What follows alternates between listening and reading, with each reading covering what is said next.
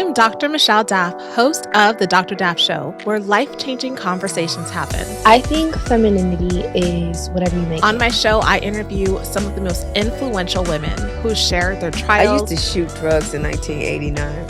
successes, In that day, I was free from the past. and life-altering lessons. My show also highlights femininity, elegant living, and embracing your God-given womanhood with helpful and healing conversations. Welcome to the Dr. Daf Show. Today, I have a dynamic and special guest with me, Miss Crissy Outlaw. Crissy is a former porn actress turned child of God, an advocate for women. And today, we're going to talk about her journey through life, her experience in the industry, and her transformation that led her to the beautiful life that she has today. So welcome, Crissy. Thank you. Thank you for having me. Oh, thank you so much for being here. Your story is so inspirational because we hear about people who are in the adult entertainment industry, but usually we don't see someone who's able to leave and come back and share the things that they've experienced. So it's such a beautiful thing that you are brave enough and willing to help other women who have gone through this to heal and to change their lives. Thank you. You're welcome. So, Crissy, I want to talk about why you entered such an industry that most people find very alarming when we're talking about the actual actors and actresses. People consume porn all the time, but we sometimes don't realize that these are real people living real lives. They're not cartoon characters, right? And so if you can, where did all of this begin? Because you don't just enter into such an industry without having a foundation that maybe could have led you in that direction. Right. Yeah. It began, well, if I go back to my childhood, I remember when I was 4 years old being touched by an adult man. And my dad he always raised, he was, even at a young age, he was like, you should be a virgin until you get married. And he like instilled that in me. So when that happened, I didn't tell anyone.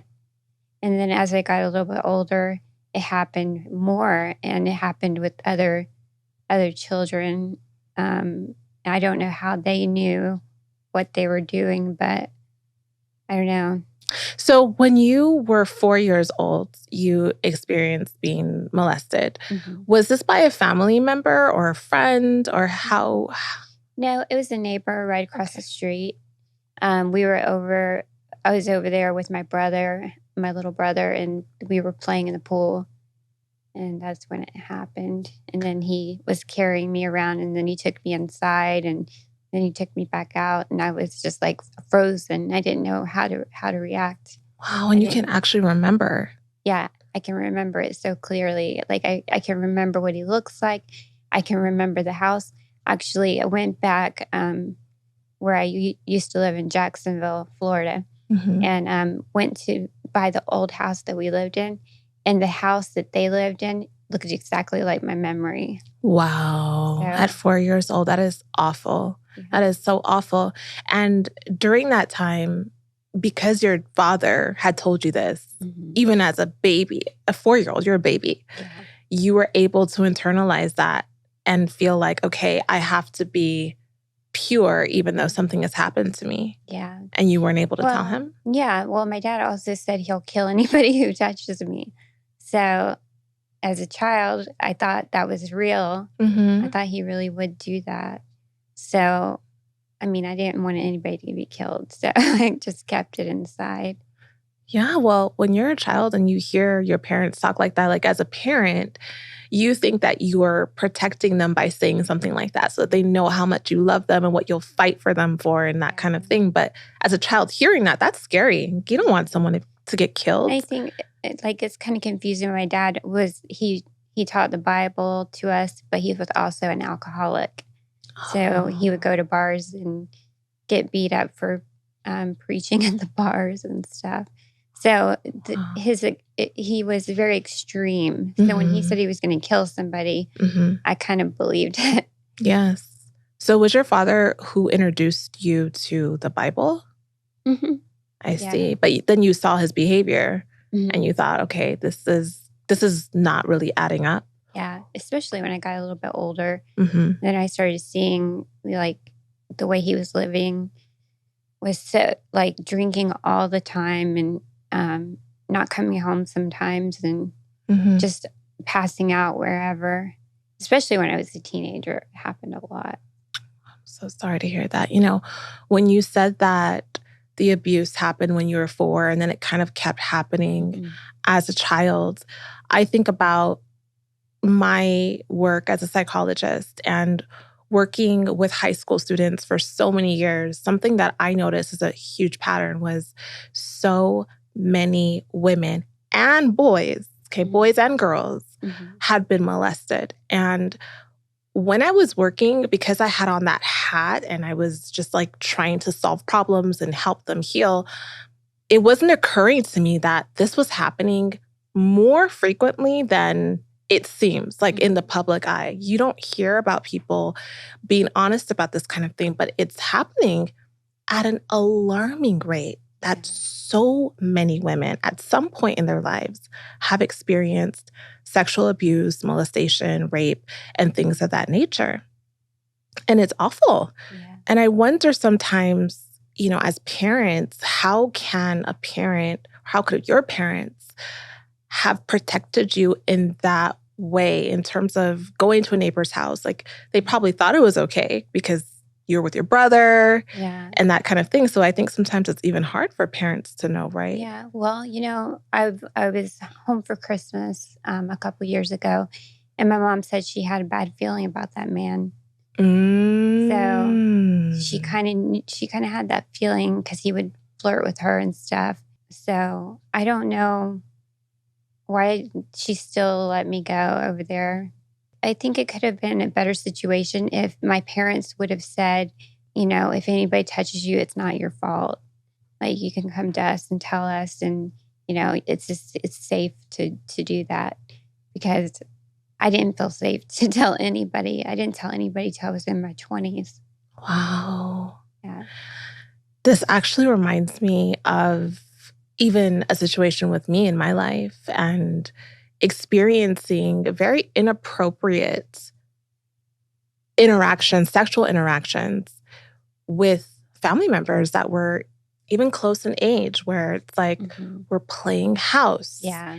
And I did not know what was happening. I didn't understand it. I knew that it wasn't right. And it affected me, but I didn't really realize because I couldn't quite pinpoint what was this exactly. Was it molestation? Was it experimenting? What was it? I just know I was very young and the person was older and it wasn't okay. But like you said, I didn't have the words, the courage to be able to share any of that stuff, but it happened so much. Yeah, the same thing happened to me with other children all the way through like high school. Happened so often. And a lot of it happened when I was younger, you know, with other people I'm like playing house or whatever. Right. And it took me back to how it was the first time when somebody touched me. I just froze. And I guess I just let them touch me because I didn't know what to do. Yeah. And I was so young when most of it happened. But even until high school and middle school, it was happening over and over again with different lot, people. A lot, yeah. And it's almost like, is there something about me that's attracting people to do this to me? Like there's conversations that come up in your mind, it right? was really, really strange, wondering why is this happening to me? What am I supposed to do? How do I react?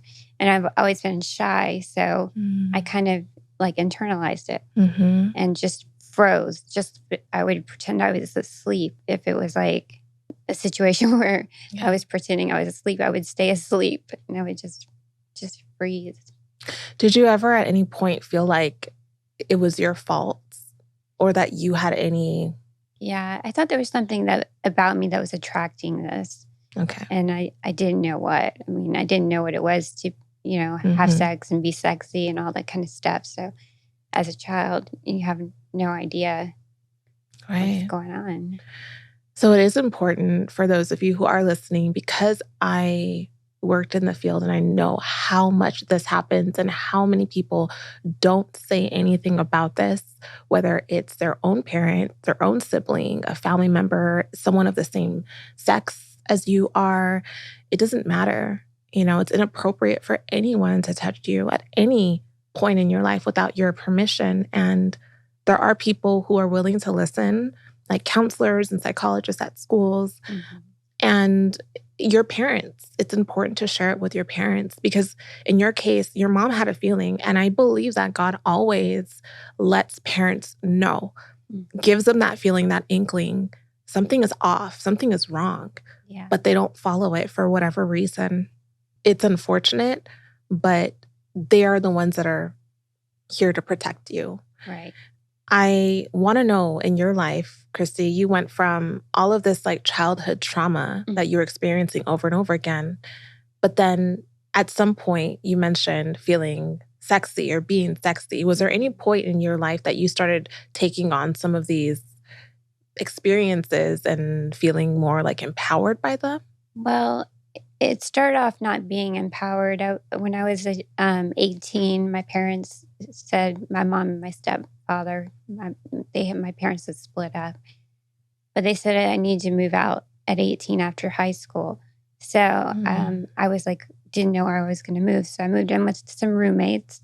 That didn't work out. And then I moved in with my boyfriend. I was 18. He was 17. Okay. And he had his own place? Yeah. Well, we both did together. Okay. He didn't have it already. We kind of...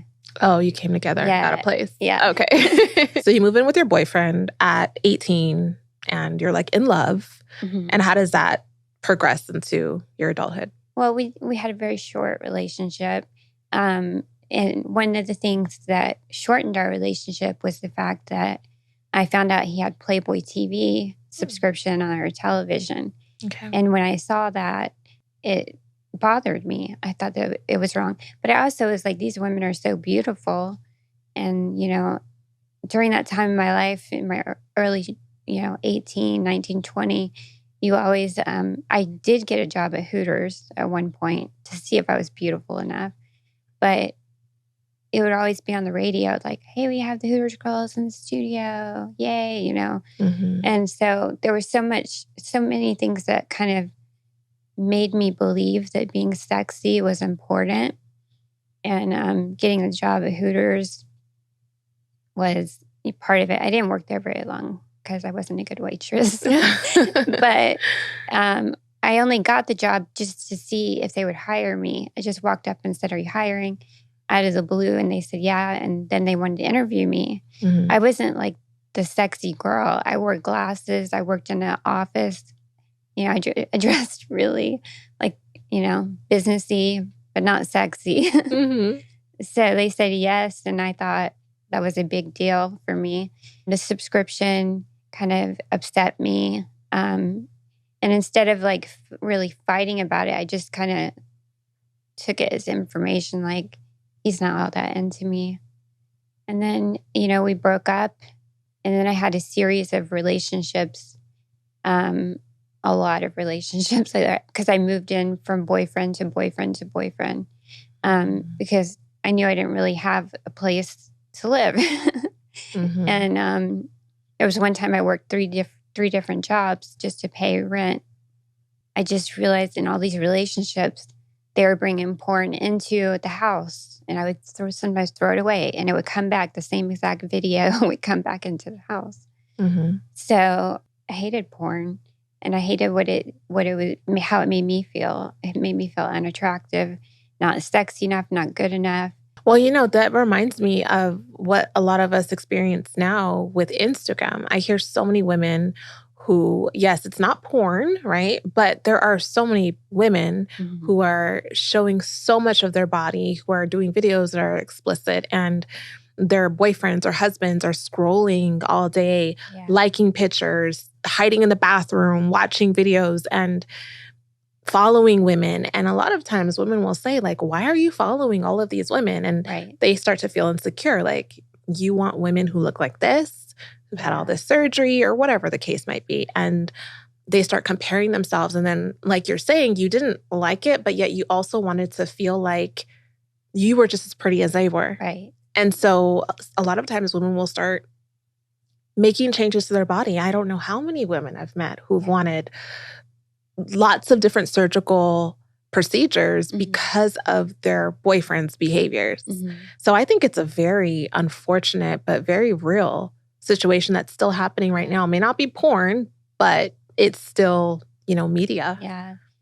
Instagram is I don't scroll through Instagram basically because I realized how it made me feel. It made me feel like, wow, she's got this great life. And, a lot of times these ladies, they have sugar daddies and people who are exploiting them by taking them on the trips and paying for everything and, helping them become Instagram model and everything. And I'm glad I didn't have that back whenever I, was going through trying to figure out who I was. Right. It would be even worse.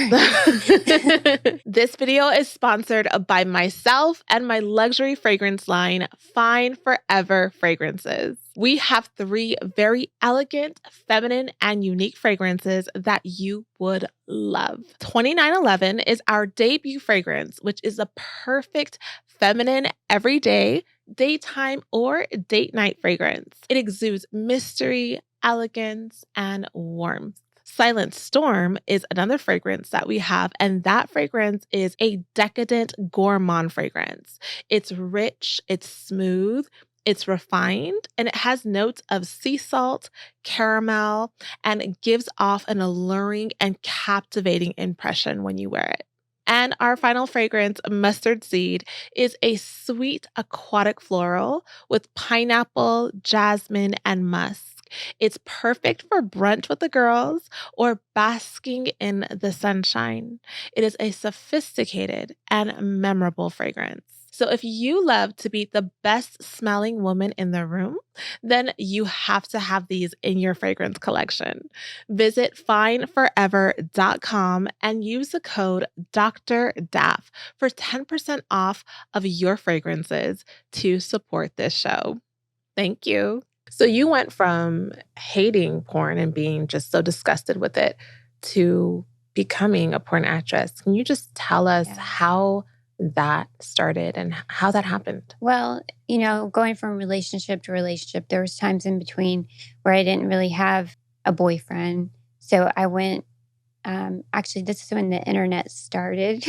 Okay. A long time ago. It had just started. And I was kind of like in between living with a boyfriend, and I moved back home for a couple of months until I found another boyfriend. But I was dating online, and I was meeting men, sometimes traveling, to New York or driving 3 or 4 hours to meet men. And I had been raped by men.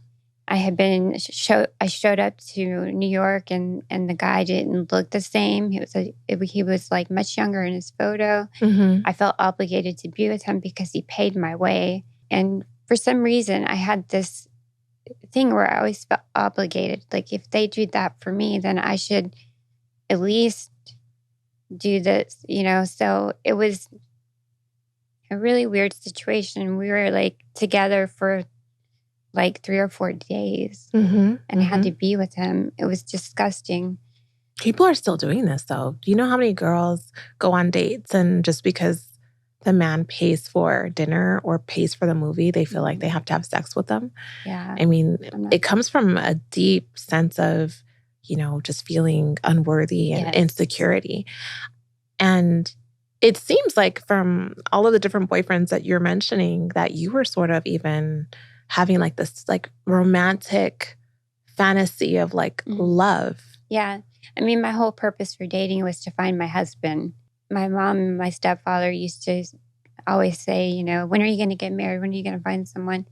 And, just the opposite of what most parents would do. Right. They wouldn't kick their kid out at 18. Right. They wouldn't be like, as a teenager, are you going to marry him? When are you going to get married? When are you going to get married? Right. So I felt as time went on that I wasn't worthy to have a husband. And so every time I went on a date, it was in hopes to find my husband. And one time I drove like 3 or 4 hours away and met a guy, and it was really weird. We went out to party or whatever at a nightclub, and I got really, really sick. And we ended up being together sexually, but I didn't remember it for several days. And I believe that he roofied me, because when I started remembering, the memories were so like fragmented. It was really strange, but I know that he put something in my drink. And then he wanted me to come back for another date. Wow. Yeah, so I was in a very dangerous situation. Yes. And at this point, everything about like love and sex was all mixed up, and I didn't know the difference between the two sometimes. Sometimes I felt like if I had sex with them, they would stay. Yes. It was just a really confusing time for me. But that also led me, kind of got me prepared to go into the adult industry. Also found modeling websites, and there was all these models that didn't look like models. They looked just like Girl Next Door. They're like in bathing suits and posing, and people are paying them to do this. Men too, fitness guys and stuff like that. So I was like, wondered if I could do that. And this was after a relationship where I was engaged. This happened after that relationship. I broke up with him. That's when I got my implants. Okay. So that kind of gave me the courage to kind of wonder if I could do this modeling thing, and maybe I could just wear bikinis and stuff. You got like breast implants? Yes. Oh, okay. Breast implants. Okay. Just wanted to make sure. Nowadays it's different. Yeah. You can get implants anywhere. Yes. So I had somebody take photos of me, and I put them out there to see if I could get hired as a model. And so I got requests to do modeling. People wanted to hire me, but most of them were for porn. And I did a couple of like bathing suit shoots, and then I replaced the photos with professional photos, and still getting porn requests. And at the time, I hated porn. Like I didn't want to be in that. But as I was online dating, I met some guy. I met a lot of guys. But this one in particular, I fell for him hard and fast. And we broke up, and I was bored at my job. And this photographer came along, and he said he shoots for Playboy. And I knew that was like the prettiest girls were in Playboy. So he asked me if I wanted to shoot with him. I said no at first, but then after the breakup and everything, I changed my mind, and I was like, okay, I'll do it, because nobody cared about me. I felt like men didn't care about me. My parents didn't care about me. So why not do this? And it was supposed to just be Playboy style. So it's not like hardcore porn, but it's like nudity. I did modeling as well. And I remember these websites, and sometimes the photographers would say things like, it's going to be implied, right? They'll use these words to make it sound like it's not going to be explicit, right? Yeah. And it wasn't supposed to be super explicit. It was just supposed to be me, clothed, and then nothing. And that's it. But the second day that we shot, he talked me into doing more. So I did not Playboy style, but a little bit more than that. And then I remember him sending me the photos. It was kind of weird, because I've never seen my body like that. And there was a part of me that regretted it. Like, why did I do that? Like, this is how, it was just weird seeing my body in these different poses and stuff like that. But after that shoot, I put some of the sexier pictures up. And then I got an email from a company, who shoots girls, and I saw the style that they were shooting in, and they were shooting in mansions and these big staircases, like on both sides that go up, and marble floors, and everything was beautiful. And so they asked me to shoot, and they were going to pay me a lot of money. I think it was around like $2,000, and they were going to fly me to LA. And I was like, wow, that's a lot of money. Yeah. And so I was like, and they're going to shoot me like that, and they're going to dress me up, and they're going to do my hair, and they're going to do my makeup. It's like, I made it. I was like, yeah. I was like, wow, now I kind of am one of those girls now. But it was like kind of unbelievable. But it was like the glamour that kind of led me into it. And my first shoot, they shot me in so many different rooms, and the outside in the hot tub, and on the stairs, everywhere. And they dressed me up, and they made me look beautiful.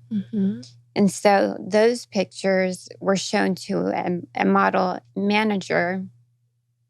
And so the second day that I shot with them, he came out to meet me, and he wanted to represent me. And I said, okay. And that's how it kind of got started.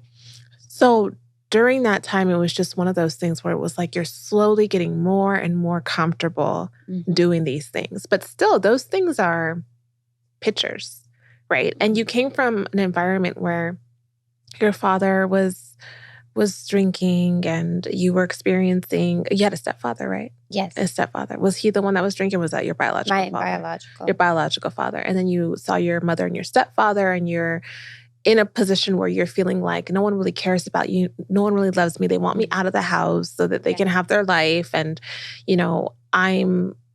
was in a relationship, but now I'm free, and I'm going to show the world like who I really am and how beautiful I am, right? And so you started getting comfortable and more confident because, like you said, they're paying you, flying you, dressing you up. They're giving you all the attention that you've never had before. Yeah.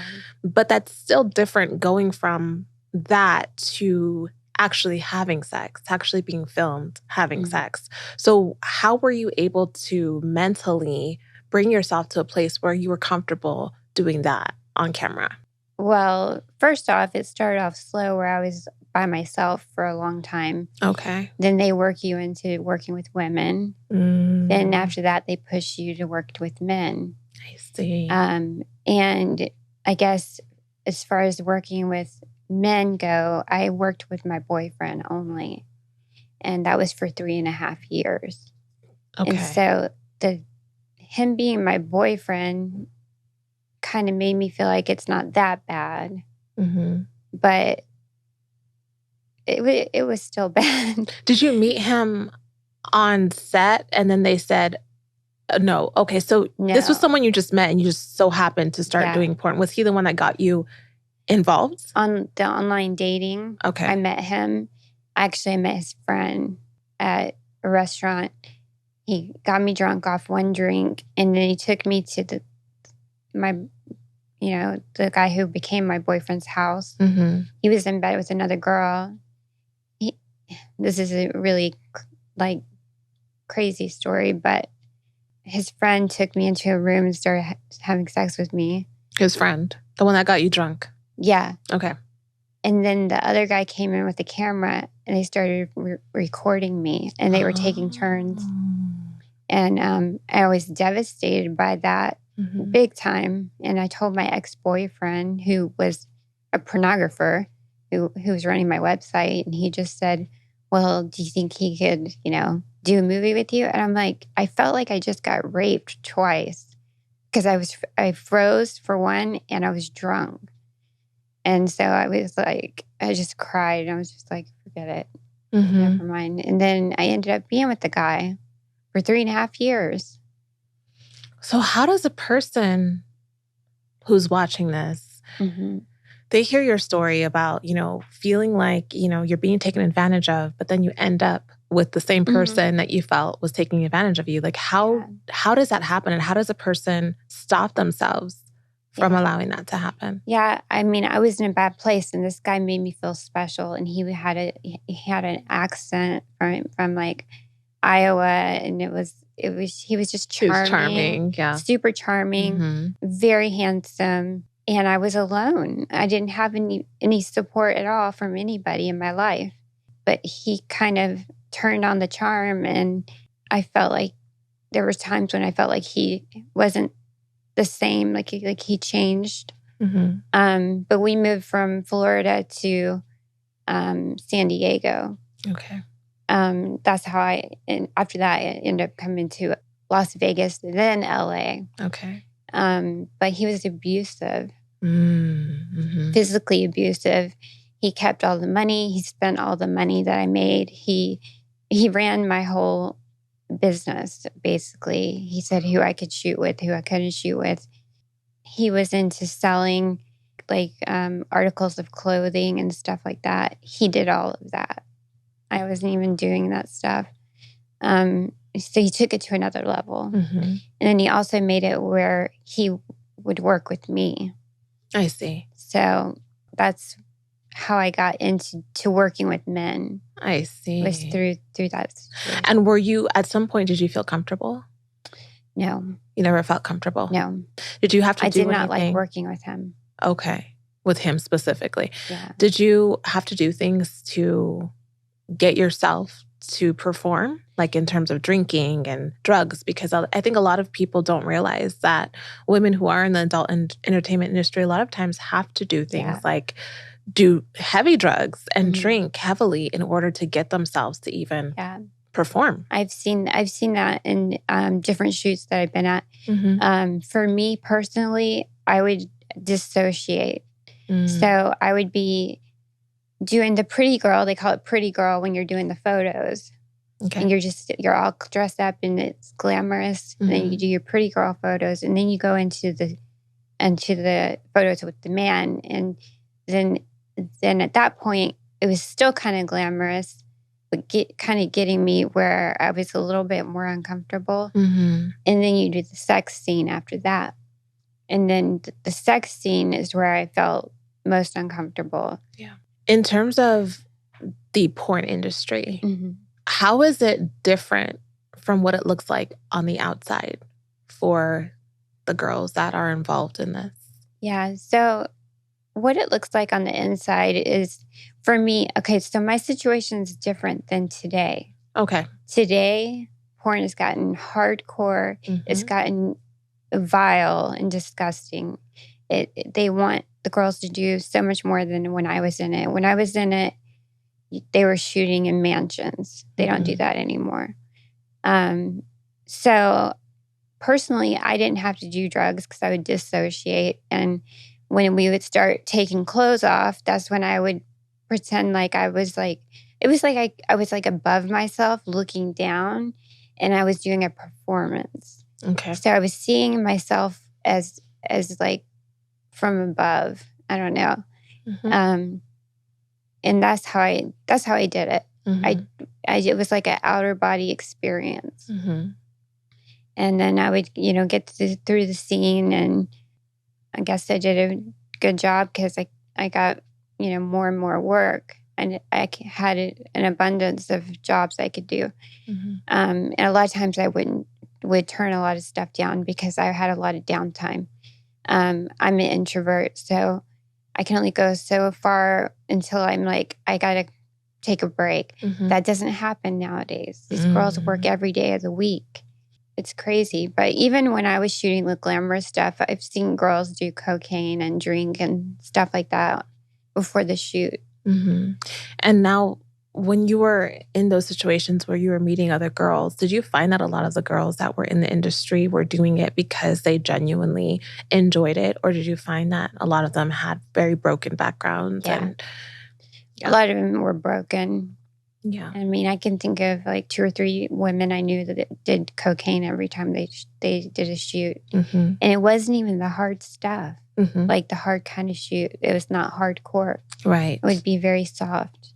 So I can't even imagine today what it's like. Well, things just continue to escalate in terms of... I know one of the biggest porn stars at this time, even probably today, quit the industry. And she said that she thinks it should be a crime the porn industry should be a crime. Oh, yeah. Yeah. There's a lot that people don't realize happens in terms of even trafficking and just the mental abuse and the physical abuse that goes into it with these young ladies. So you were doing porn for about, what, 3 years, you said? No, 7 years. 7 years. That's a long time. Yeah, 3.5 years was with a boyfriend. Okay. But the rest of it was either by myself or like girl stuff, because they make you believe that that's softer and that's better. I see. So, but even that is like such a performance. It's easy to fake that one more than the other. Right. So mostly I like to be by myself personally, because I'm not into that really. None of the girls are. I believe so you guys it. know. The girls aren't really into it for the most part. It's just a performance. And where did the change take place from doing porn for 7 years? That's enough time for you to get fully comfortable, good money, great exposure, feeling good about yourself. Why did you stop? Well, even another thing on top of that is I had a website that made a lot of money. Okay. I made my take home was $15,000 a month, and there are like 100 different people with their hands, in part of the money. It didn't make sense, but they get a part of the pie. Okay, how much did you say a month? $15,000. $15,000. Even not working, even not doing any shoots, I would, because I didn't have to. Wow. Because I built my own empire. I see how that could be attractive to someone, right? Yeah. I mean, that's a lot of money. So I didn't have to work, and I'm making a recurring income because these guys put it on their credit card, and then they don't know what is the charges for it because it's disguised. It doesn't say Crissy Outlaw or porn. It doesn't say anything about porn. So they forget about it, and I keep making money. So I didn't shoot a lot, really, especially when the website picked up. I only shot for my website every now and then. But, it's kind of a trap. You're making money. How are you going to get out? Right.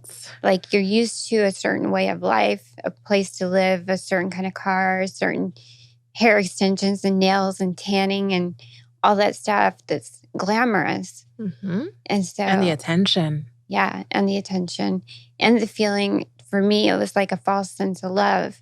I wasn't getting it anywhere else, but I had fans that cared about me and would email me and be like, my wife doesn't do this, and or I'm such a big fan. Like they would just go on and on about how they're my best fan, and and so it was a false sense of love, and that kept me going for that long, 7 years. That's what did it. And my own insecurities and stuff like that. But getting out was like a moment that, it was just a quick moment that, realization that I had. I was dating somebody, and he was working on a film, a mainstream film, not a porn film. Okay. So I went, so one night he called me. Now, you have to remember this. I wasn't working with men at this time. Okay. He called me from a strip club, and we didn't do that. We weren't like that. And I was very jealous. And even though I did porn, I somehow justified that, it was not right for him to be there because I wasn't working with men. I wasn't doing anything with men, yet he's at a club looking at women, lusting after women. So for me, before he even left, I said, please don't go to a strip club. I don't know how I predicted that would happen. But he lied about it. And then he told me the next day that he did.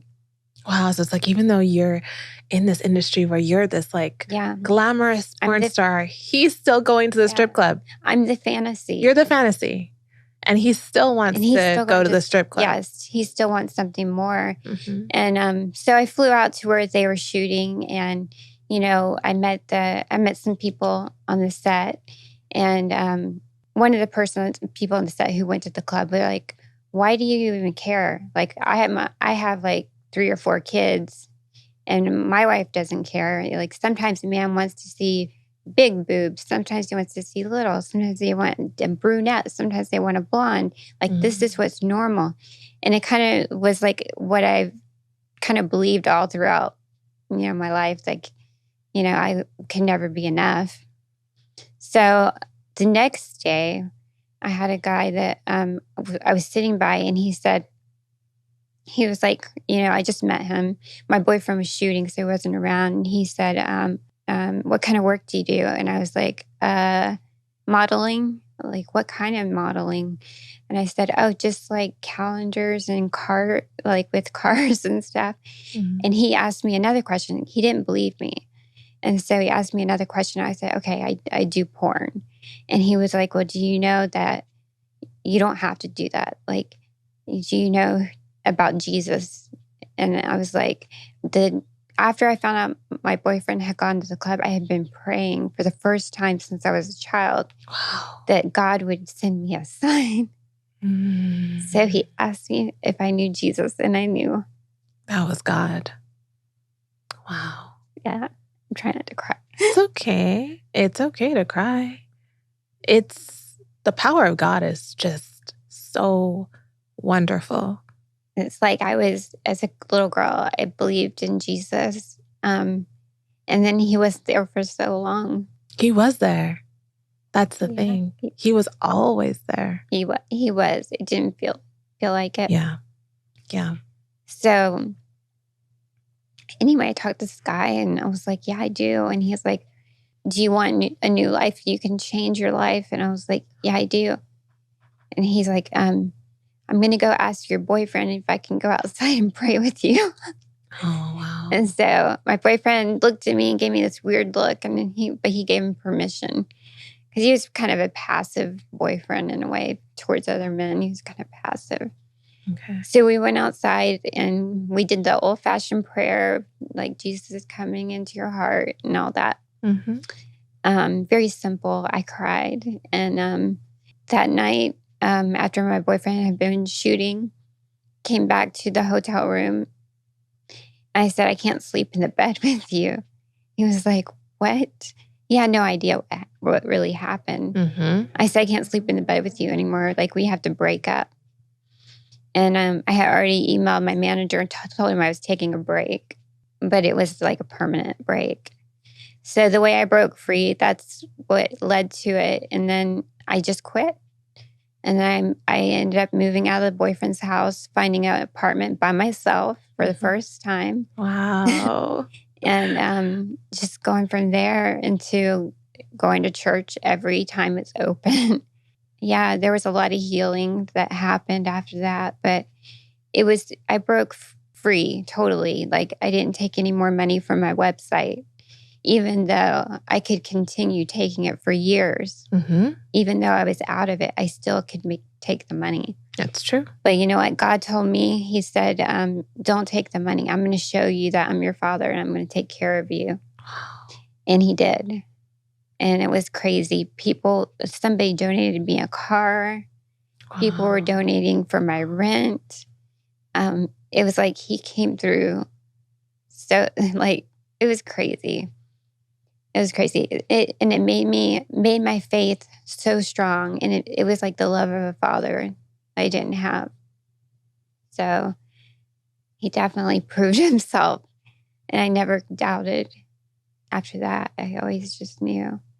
He saved you such a powerful way. The fact that once you truly gave your life over to him, genuinely, all of it, he came in immediately and gave you that power, that fire to say, like, I'm done with all of this. Yeah. Immediately. And that is so powerful because you were in it deep and you didn't know how you were going to get out. But that's what the Lord does. And then that's when the healing starts. Yeah. Because once you get saved, you still have all the memories. You still have all the different things that have happened after having so much trauma too, right? Yeah.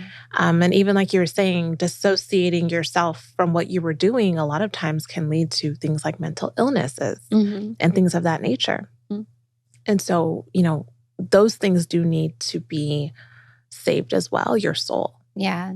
There was a lot of PTSD I found out later that I had bipolar 1. Okay. And that was years later. It had progressed. And so the PTSD, it kind of looked like it in a way. I had anxiety, panic attacks, things like that. And starting to date again and trying to figure that out. Like, right. Why won't this guy come over to my house? Why do I have to go bowling with his friends? Like, I didn't get that. That was super confusing to me. Like, why do we have to do it in a group? Like, I just want to cuddle. Right. So I had to relearn a lot of the behaviors I had when I was dating. So what is your relationship with God like now after going through all of this and being where you are? Yeah, it's a lot different. My life is a lot different. I left the industry in 2006. I got married in 2012. Oh, that's amazing. Yeah, and to a good Christian man who just loves me, trusts me, believes in me, pushes me to be the best I can. And it's a whole different, like I travel without him because I trust him. And he trusts you. Yeah, and he trusts me. And it took a couple of years to like believe it. But there's no doubt in my mind that he's not going to cheat on me. He's not going to do anything. He's not going to leave me. He's not trying to do things behind my back. And that was, a real healing moment, healing time, actually. Learning that I could trust a man. Yes. And that, everything sexually changed.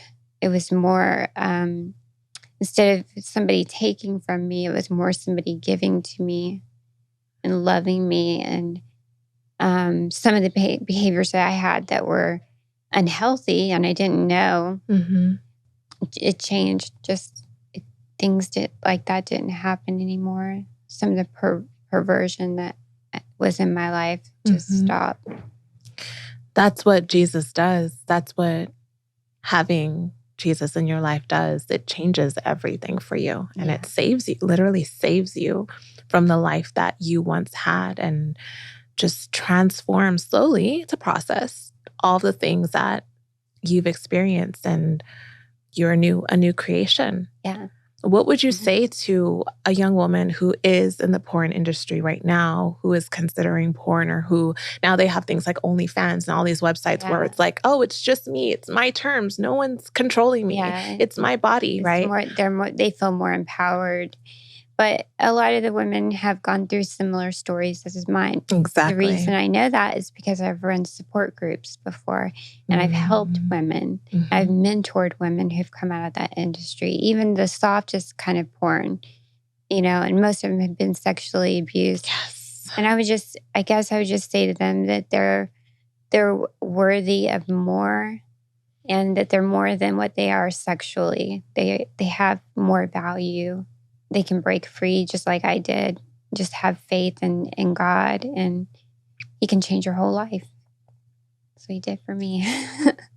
And I just want to add to that by saying that no matter what you've been through, whether it's abuse that someone has inflicted on you, whether it's something that you feel like you're still doing to your body because of the memories that you've experienced, all this shame that you feel inside, all of that can be taken away from you through a relationship with God, and the healing can happen.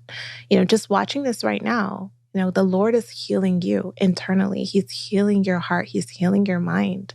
And this is something that is available to you if you're willing to give your life over to God and allow him to do with it what he planned when he created you. Because we're all here for a purpose. Yeah. We're all here for a purpose. And I'm just so grateful, Crissy, that you were willing to share your story and how you've experienced so many trials, but God has brought you out to be able to share with the world how good he is and how wonderful your life is now that you're on the other side. Yeah, it's crazy, but everything is just totally different. And I'm happy, and content with life. Wonderful. Now, where can they find you if they want to follow you or just hear a little bit more about your life or reach out to you? Yeah. I have a website. It's CrissyOutlaw.com. And then I'm on Instagram as Crissy Outlaw. And it's CRISSY Outlaw. I don't know how I got such a cool last name. I was wondering if that was your real last name. It is such a cool last name. Yeah, it sounds like it would be a stage name, but it's not. It's my married name. That's so cool. Well, thank you all so much for watching. And be sure to also listen to my podcast, A Feminine Impression, where I have more content on creating a beautiful life for yourself with God included. Thank you. Bye-bye.